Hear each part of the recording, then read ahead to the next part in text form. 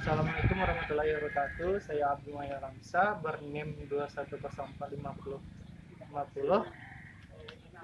Saya hari ini akan menyampaikan materi pengukuran kualitas air. Kualitas air adalah kondisi kualitatif air yang diukur ataupun diuji berdasarkan parameter dan metode tertentu yang sesuai peraturan perundang-undangan yang berlaku. Pengujian parameter Pengujian parameter yang meliputi fisika, kimiawi, dan biologis. Beberapa pengujian parameter kualitas air yaitu yang pertama suhu, kecerahan, kecepatan arus, kekeruhan, kedalaman, pH, oksigen terlarut, dan karbon dioksida.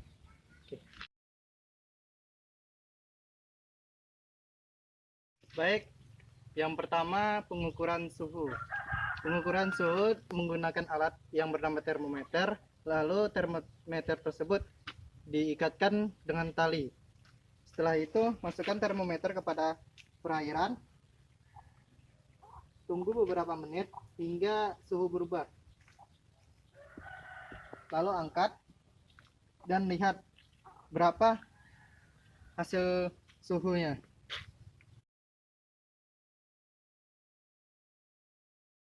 Yang kedua yaitu kecerahan, pengukuran kecerahan. Pengukuran kecerahan menggunakan alat yaitu pinggan seci. Yang ini piringan seci dan ini ganggang seci. Yang pertama, masukkan pinggan seci ke dalam perairan hingga tidak terlihat. Lalu setelah itu tandai di mana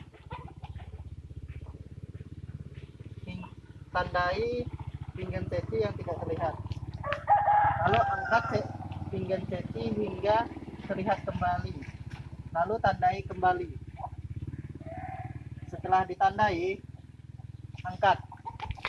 Nah, setelah itu ukur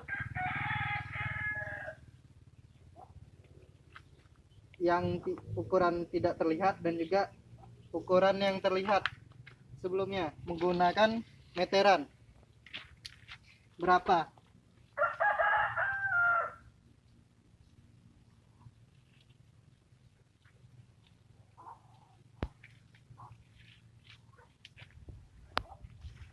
Setelah diukur, maka masukkan ke rumus kecerahan, yaitu kecerahan air sama dengan jarak hilang ditambah jarak tampak per 2. Baik, yang kelima yaitu kedalaman. Yang pertama, siapkan pemberat dan suatu tali, lalu masukkan ke dalam air hingga mencapai ujung. Setelah itu tandai tali tersebut, lalu ukur dengan meteran.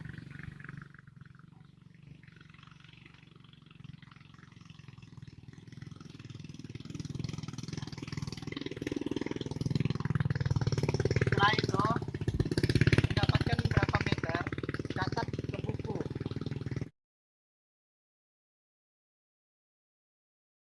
Baik, yang ketiga yaitu kecepatan arus.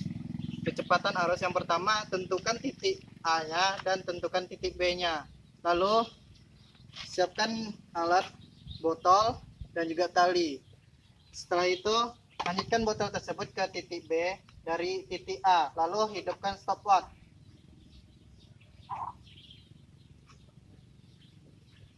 Setelah sampai ke titik B, matikan stopwatch tersebut.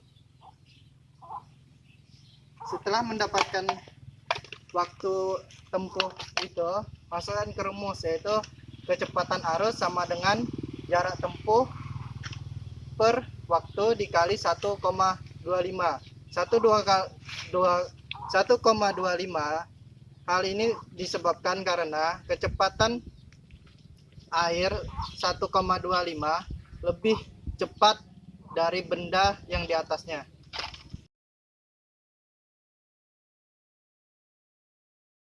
Baik, yang keempat yaitu kekeruhan.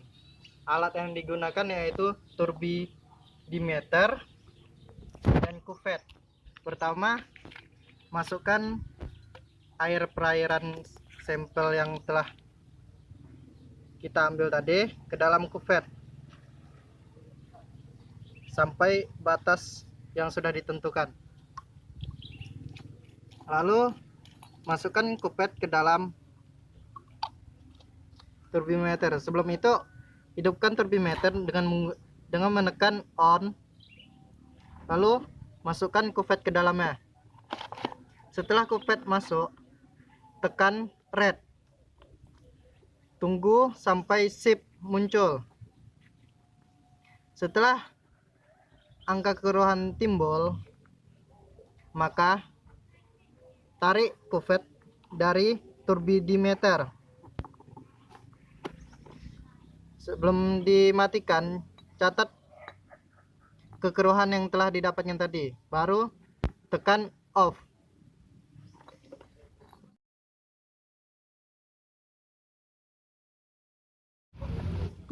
Baik, kita akan mengukur pH. Ya, alat yang digunakan yaitu kertas lakmus dan pengukur lakmus. Pertama, masukkan lakmus ke dalam air beberapa detik. Lalu kibaskan lakmus tersebut supaya kering. Setelah itu, ukur.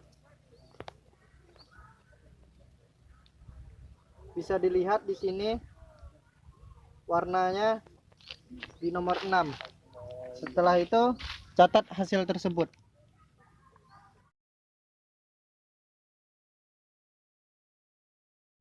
Baiklah, kita akan mengambil sampel air yang menggunakan botol BOD dan cara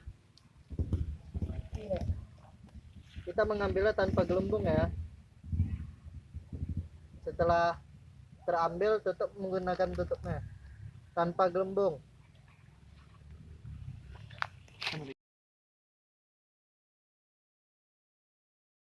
Setelah kita mengambil sampel, lalu masukkan larutan MnSO4 1 mili. Setelah itu masukkan NaOH I 1 mili. Setelah itu kita goncang dengan sampai seperti huruf 8 hingga endapan muncul. Setelah endapan muncul, kita beri larutan H2SO4 sebanyak 1 mili. Setelah sampai endapan itu menghilang.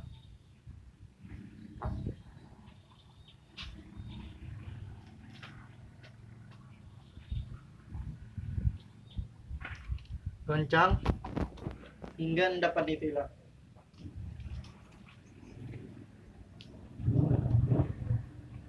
Setelah endapan itu hilang, pindahkan air tersebut ke Erlenmeyer dengan cara begini.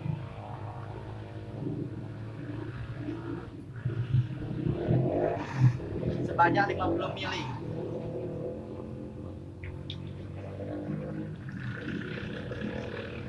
Setelah dipindahkan, masukkan amilum sebanyak 2 tetes. Lalu goncang sedikit.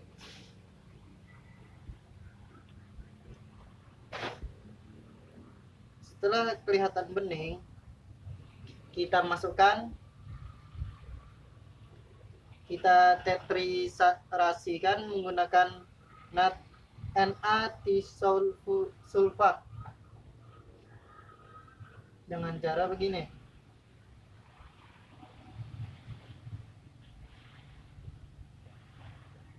Sambil kita titrasikan, kita kocok sedikit hingga airnya berubah. Jangan lupa hitung juga berapa Na-tiosulfat yang kita pakai, berapa mili. Setelah dapat sudah menjadi bening, maka catatlah berapa mili Na-tiosulfat yang kita pakai tadi, masukkan ke dalam rumus. Setelah mendapatkan berapa mili yang kita pakai tadi, masukkan ke rumus DO sama dengan A kali N kali 8 kali 1000 per F kurang 4.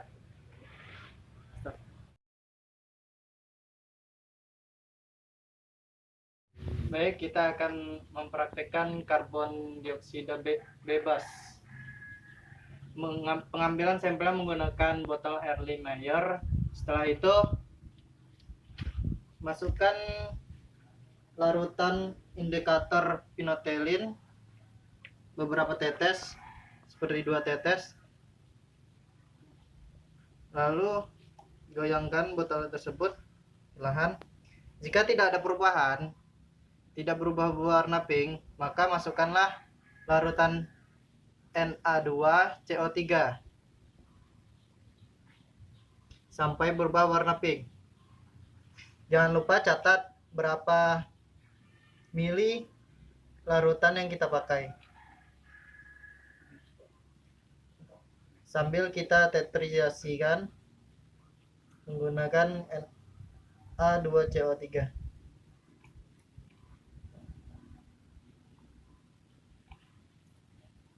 Jika sudah berubah warna berbeda, maka yang kita perlukan itu mencatat berapa Na2CO3 yang kita gunakan tadi, lalu masukkan ke rumus.